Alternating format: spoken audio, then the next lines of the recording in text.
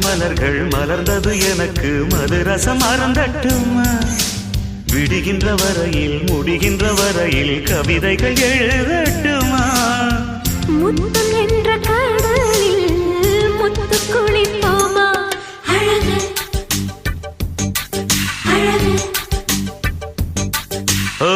நீ நடந்தால் நடையழகு அழகு நெருங்கி வரும் இடையழகு அழகு வேலெறியும்